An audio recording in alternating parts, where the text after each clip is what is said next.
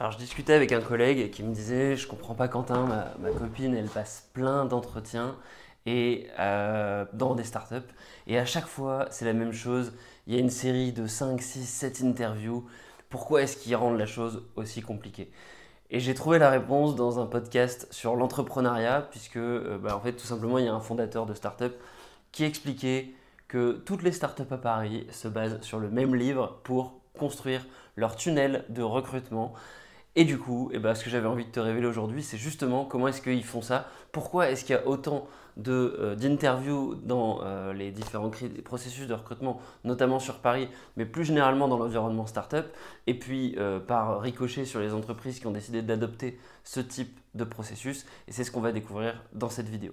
Donc concrètement, tous ces recruteurs qui mettent en place ce type de processus, ils se basent sur le livre sur lequel je vais baser la vidéo, et pour une fois, je ne vais pas te donner tout de suite le livre, tu le sauras à la fin. Mais ce livre, simplement, en fait, il explique ce processus-là très bien. Et ce qu'on va faire dans la vidéo, c'est vraiment se mettre côté candidat, donc de ton côté si tu cherches un nouveau travail, et essayer de se dire, bah tiens, comment est-ce que je peux bénéficier de la compréhension de ce processus-là pour mieux le gérer.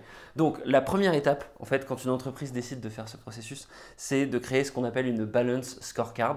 C'est qu'elle va définir la mission, quelle est la mission à accomplir, quel est le résultat à obtenir, et ensuite quelles sont les compétences qu'il faut mettre en valeur pour pouvoir accomplir cette mission et ce résultat.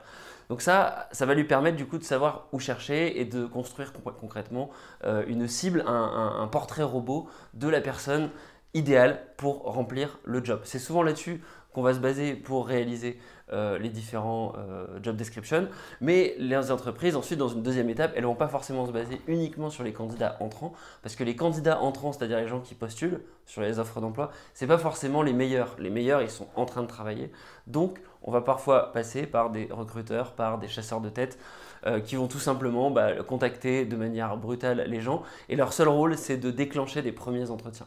On a aussi derrière des processus de cooptation qui sont mis en place dans les entreprises.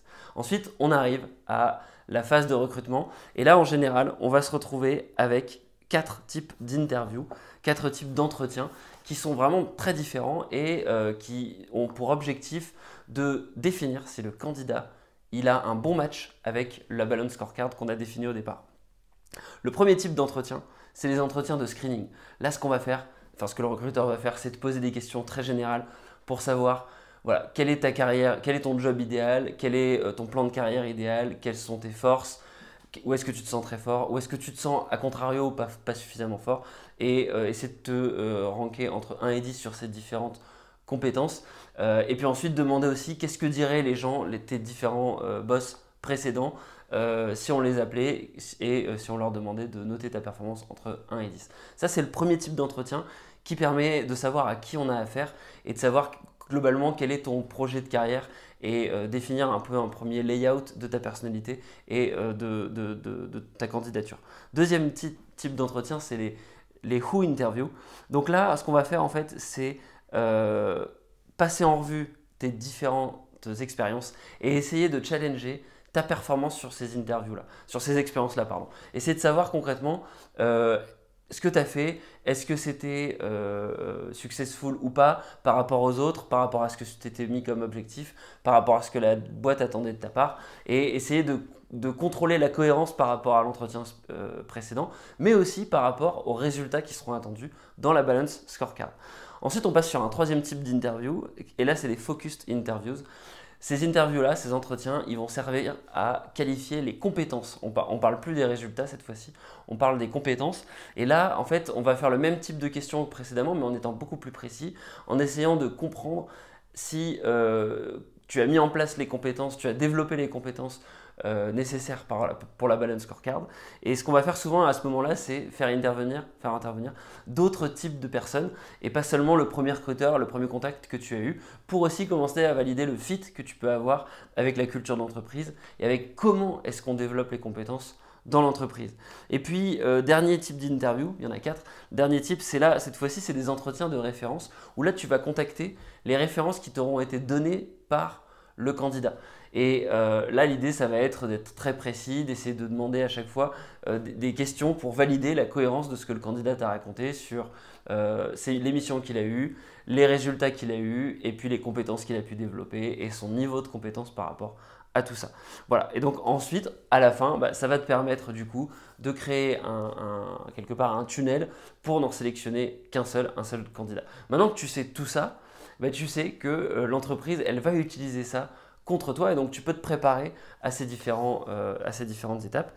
Le livre, il se trouve que c'est Who, tout simplement qui en anglais. Et donc ce livre-là, c'est le livre qui est utilisé par la majorité des startups sur Paris, en tout cas la majorité des entreprises qui décident d'appliquer ce processus un peu sélectif. Pourquoi? On peut se poser la question, pourquoi est-ce qu'ils font ça? C'est parce que souvent ils font des levées de fonds et souvent ils ont des ambitions assez fortes, ils ont des résultats attendus assez forts et donc ils essaient vraiment d'avoir les meilleurs. Donc c'est un processus qui est assez sélectif. Le problème, c'est que je pense parfois on a des startups qui sont pas encore au stade de la levée et d'avoir besoin de candidats aussi performants et qui vont mettre en place ce processus-là et ça peut avoir potentiellement deux mauvais side effects. Le premier, c'est que mal exécuté, ce processus-là, il peut faire perdre du temps à tout le monde. Parce qu'une startup qui fait tous ces processus-là et qui en fait n'a pas le temps, se focus là-dessus au lieu de faire son travail, elle risque de dégoûter les candidats et elle risque en contrepartie de juste se défocus. Alors que si elle avait essayé tout simplement de prendre 5 personnes, de voir comment ils se débrouillaient et puis tout simplement de garder avec le processus de période d'essai les personnes qui semblent se débrouiller le mieux, elle se serait peut-être évité tout ce lourd processus-là. Donc moi, je mets en garde les gens qui utilisent ce bouquin-là. Attention, utilisez-le si vraiment il y a un besoin de processus hyper sélectif.